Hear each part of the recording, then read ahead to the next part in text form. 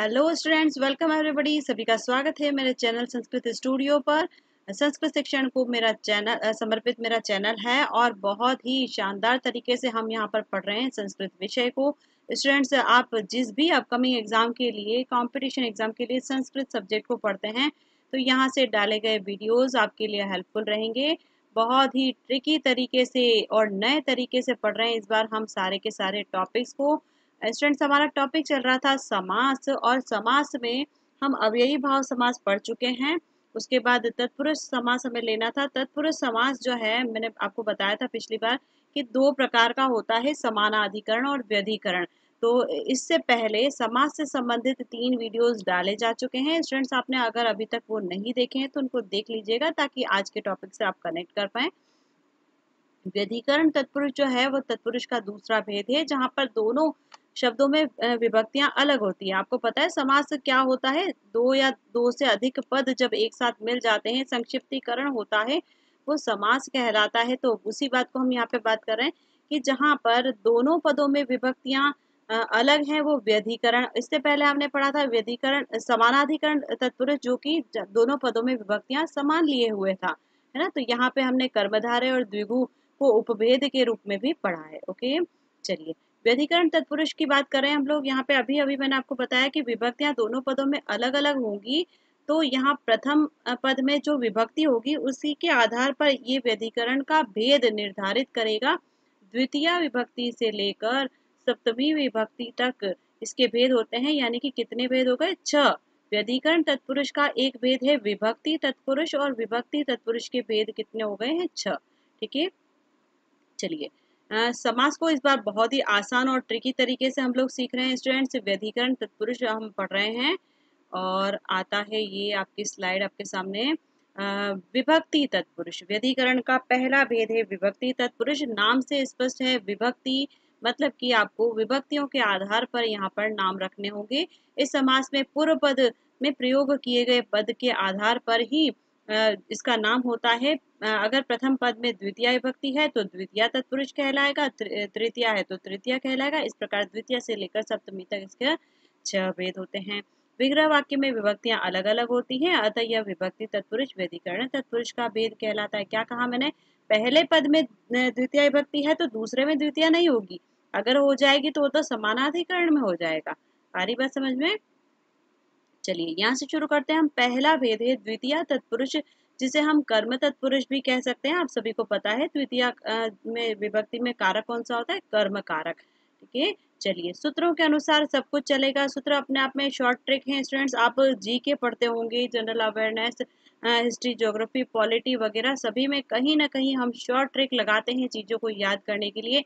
ये संस्कृत है और सबसे अच्छी बात यह है, हमारे लिए प्लस पॉइंट है कि हमारे पूर्ववर्ती व्याकरण आचार्य, व्याकरणविद जो हैं, उन्होंने हमारे लिए काम को पहले ही आसान करके दिया है ना। तो हमें तो पका पकाया भोजन परोसा जा रहा है, इसे बस हमें खाना है ना। तो देखिए सूत्र दिए हुए हैं पहले से ही, और सूत्र अपने आप में शॉर्ट ट्रिक है। पहला सूत्र देखेंगे यहाँ पर क्या दिया है। द्वितीय श्रित अतीत पतीत गत अत्यस्त प्राप्त आपन्न। ये सूत्र दिया गया है। क्या कहा है कि जहां पर श्रित, अतीत, पतित, गत, अत्यस्त, प्राप्त और आपन्न इन शब्दों का प्रयोग होता है, सीधा सा द्वितीय तत्पुरुष में चला जाएगा। ठीक है, बहुत ही आसान है। देखिए आप पहला शब्द देखेंगे कृष्णाश्रितः। कृष्णश्रितः या कृष्णाश्रितः दोनों तरह से लिखा जा सकता है। विग्रह पद में कैसा लिखेंगे? कृष्णम श्रितः। क्यों लिखा? इधर हमें श्रित शब्द दिख गया सीधा सा, इसलिए हमें प्रथम पद में विभक्ति द्वितीय लगा देनी है। दुखातीतः, तो यहाँ पे अतीत शब्द देखते ही सीधा सा पहले पद में द्वितीय लगा देनी है, दुखम लिख देंगे। फिर अगला देखिए नरक पतितः, तो इसे नरकम पतितः लिखेंगे क्योंकि पतित शब्द दिखा। स्वर्गम गतः, गत शब्द दिखा है, सॉरी स्वर्ग गतः है, तो यहाँ विग्रह पद में कैसा लिखा जाएगा? स्वर्गम गतः। कूपात्यस्तः, तो कूपम अत्यस्तः। सुख प्राप्तः, सुखम प्राप्तः। संकटापन्नः, संकटम आपन्नः। ओके, तो यहाँ पे आपको समझ में आ रहा है मैंने क्यों यहाँ पे प्रथम पद में द्वितीय लगाई है। स्टूडेंट्स, रीजन क्या है? कि ये शब्द आ गए हैं। सूत्र हमेशा याद रखेंगे, द्वितीय श्रित अतीत पतीत गत अत्यस्त प्राप्त आपन्न। ठीक है, शब्दों को देखते ही सीधा सा विग्रह पद में आपको प्रथम पद में लगा देनी है क्या, द्वितीया। ओके, चलिए स्टार्ट करते हैं। अगला तृतीया तत्पुरुष है आपके सामने, करण तत्पुरुष भी इसे हम कह सकते हैं। तृतीया का पहला सूत्र देखिए, तृतीया के अंदर आपको 3 सूत्र दिखेंगे। पहला सूत्र आपके सामने क्या है, तृतीया तत्कृतार्थेन गुणवचनेन। तत्कृतार्थेन मतलब उसके द्वारा किया गया, है ना। और अर्थ, जहाँ पे तत्कृत उसके द्वारा संपन्न, इस तरह का कोई भाव आए, इस तरह की बात आए या अर्थ शब्द आ जाए, तो वहां पर आपको विग्रह पद में पहले वाले शब्द में लगा देनी है क्या, तृतीय विभक्ति। देखिए शंकुला खंड, तो शंकुलया खंड, सरोते से काटा हुआ। ठीक है, शलाका काण, शलाकया काण, शलाका से काणा किया हुआ। क्षार शुक्ल, क्षारेण शुक्ल, कुंकुम चोण, कुंकुमेन चोण, पुण्यार्थ, पुण्येन अर्थ। इस प्रकार से आपको यहाँ पर विग्रह कर देना है। प्रथम शब्द में क्या लगा देनी है, विभक्ति तृतीया। यहाँ तक क्लियर। चलिए आगे बढ़ते हैं। तृतीया का ही अगला सूत्र हमारे सामने आता है। देखें, तृतीया का दूसरा सूत्र है पूर्व सदृश समऊन अर्थ कलह निपुण मिश्र श्रक्षण। तो यहाँ पे देखिए ये सूत्र बहुत ही इंपॉर्टेंट होते हैं। यहाँ पे वही बात जो द्वितीया में देखी थी हमने, श्रित अतीत पतित गत अत्यस्त प्राप्त अपनी, वैसी ही बात यहाँ पर है। पूर्व शब्द सदृश, सम, ऊन, अर्थ, कलह, निपुण, मिश्र, श्लक्षण, इन शब्दों का प्रयोग होने पर सीधा सा क्या आ जाएगा, तृतीय तत्पुरुष का उदाहरण हो जाएगा। और आपको विग्रह करते समय प्रथम पद में विभक्ति तृतीया लगा देनी है। देखिए मास पूर्व, मासेन पूर्व, पितृ सदृश, पित्रा सदृश, विभक्तियां यहाँ पे तृतीया है प्रथम पद में। एकोनम, एकेन ऊनम, माश विकलम, माशेन विकलम, वाक कलह, वाचा कलह, वाक शब्द की तृतीय विभक्ति एक वचन वाचा, वाक निपुण, वाचा निपुण, गुड़ मिश्र, गुड़ेन मिश्र, आचार श्लक्षण, आचारेण श्लक्षण। ओके, चलिए अगला सूत्र आता है तृतीया का ही तीसरा सूत्र है कर्तृकर्णयो कृता बहुलम। स्टूडेंट्स आपको पता है जब हमने वाच्य पढ़े थे और मैंने आपको बताया था अनुक्त कर्ता, जब कर्ता अनुक्त हो जाता है तो वहां पे उस कर्ता में तृतीया विभक्ति हो जाती है।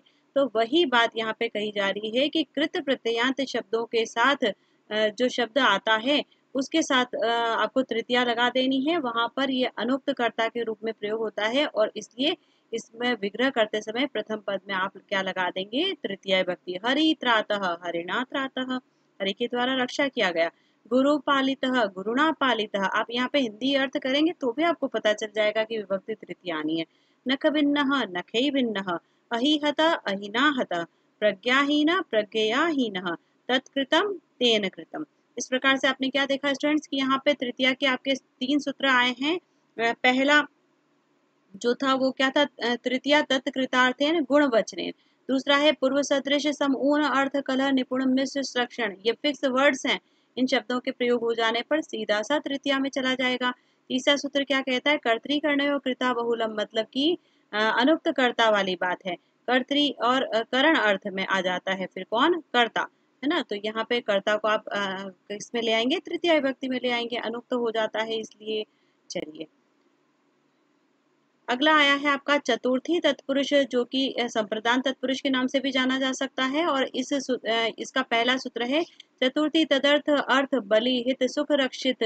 बिल्कुल वही बात है जो यहाँ पे हम पिछली विभक्तियों में देखते आए हैं। यहाँ पे तदर्थ, अर्थ, बलि, हित, सुख, रक्षित, इन शब्दों का प्रयोग होने पर सीधा सा चतुर्थी तत्पुरुष में आ जाएगा।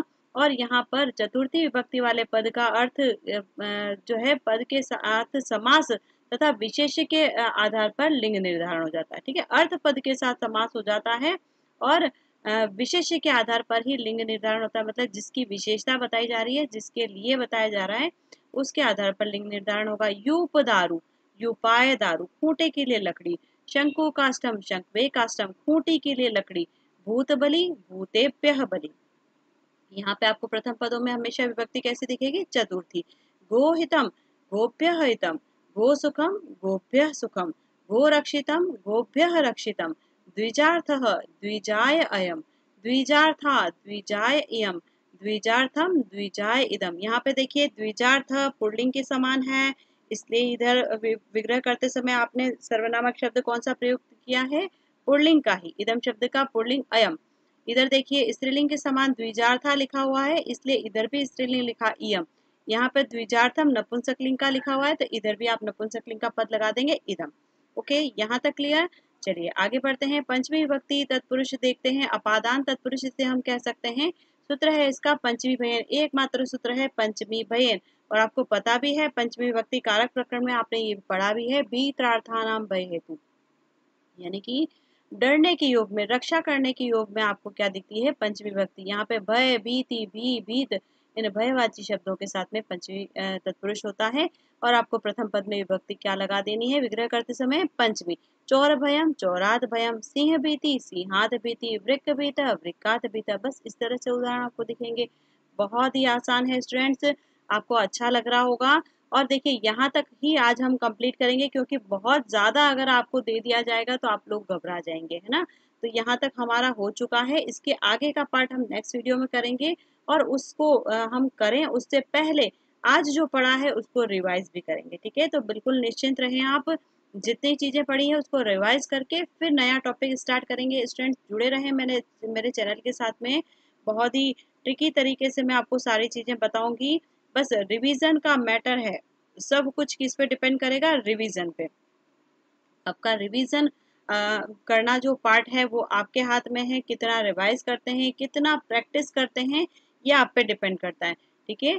चैनल से डाले गए सारे के सारे वीडियोस आपके अपकमिंग जिस भी एग्जाम के लिए आप संस्कृत को पढ़ रहे हैं सभी के लिए हेल्पफुल रहेंगे। बिल्कुल आधारभूत संस्कृत व्याकरण के कोर्स चल रहे हैं, और बहुत ही अच्छे तरीके से हम यहाँ थ्योरेटिकल पार्ट को कंप्लीट करेंगे। और जैसे ही ये थ्योरेटिकल हो जाता है उसके ठीक बाद हम यहाँ पर बहुवैकल्पिक प्रश्नों की एक सीरीज भी लेके आएंगे, ताकि आपकी यहाँ पर प्रैक्टिस भी हो सके कि प्रश्न कैसे आने हैं। देखिए केवल थ्योरेटिकल पार्ट पढ़ना तो सफिशिएंट नहीं होता है, आपको यहाँ पे ये भी तो पता होना चाहिए कि इससे संभावित प्रश्न क्या बन सकते हैं। तो अधिकतम संभावनाओं के साथ आपको यहाँ पर प्रश्न भी दिखेंगे, वो भी मैं आपको सॉल्व करना सिखा दूंगी।